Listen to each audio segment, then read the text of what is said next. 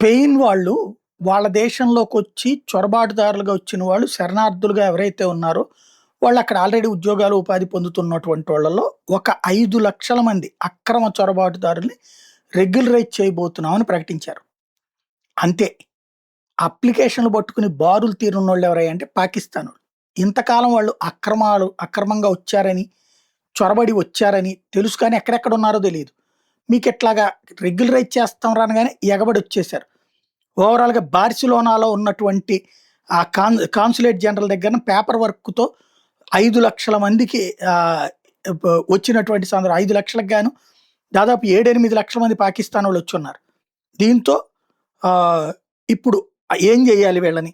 ఇందులో first priority military నుంచి అలా వచ్చినటువంటోళ్ళు పాకిస్తాన్ నుంచి మిలిటరీలో పనిచేసి ఇక్కడ బతకడానికి వచ్చినటువంటి చొరబాటుదారులు, అట్లాగే మహిళలు, పిల్లలు కలిసి ఉన్నటువంటి వాళ్ళు అని ఫస్ట్ ప్రయారిటీ ఇవ్వాలని నిర్ణయించుకున్నారు.